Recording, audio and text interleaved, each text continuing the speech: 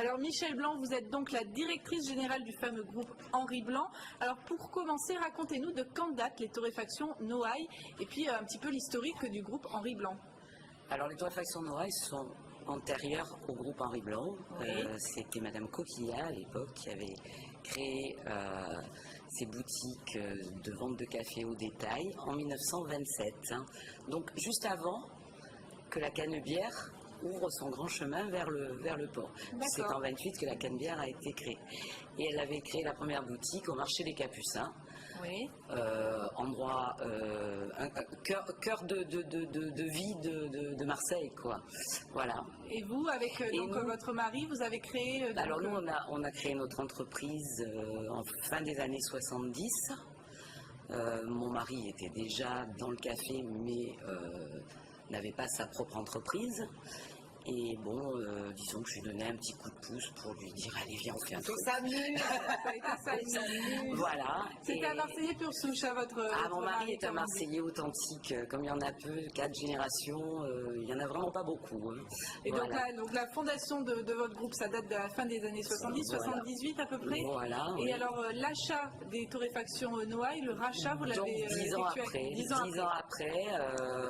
Une histoire d'amitié, la famille Coquillat n'aurait certainement pas vendu à quelqu'un qui ne soit pas du métier, qui n'ait pas la même vision du produit, le même concept qu'eux. Et donc, comme c'était des amis de la famille depuis longtemps, on s'est retrouvés les acheteurs évidents des torréfactions Noailles. Alors, on va peut-être rappeler en quoi consiste cette action de torréfaction du café.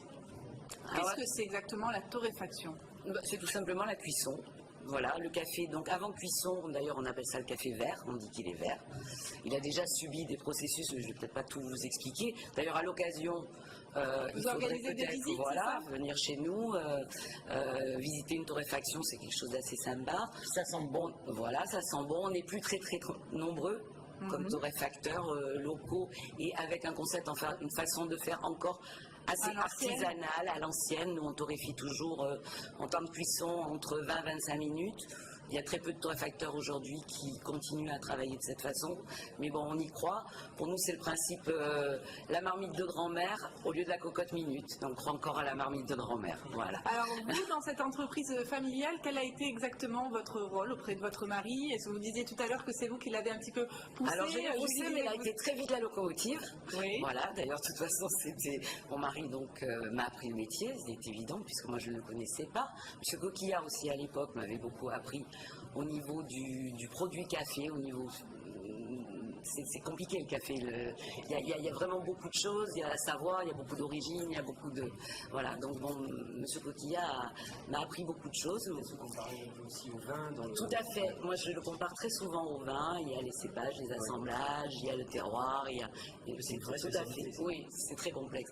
Bon, ça fait 30 ans que j'achète le café pour le groupe et j'en apprends mais tous les jours, et je pense que j'en apprendrai tout le temps, quoi. Alors aujourd'hui, le groupe livre le café dans tous les bars ou quasiment bars et cafés de la région, et le groupe Henri Blanc est aussi implanté sur le marché des machines à café et des dosettes. Alors oui, notre activité principale, donc c'était le CHR. Ensuite, on a diversifié avec l'acquisition de Noailles, donc distribution boutique. Et nous avons été aussi les précurseurs en matière de dosettes, puisque nous avons commencé à fabriquer des dosettes chez nous en 1996.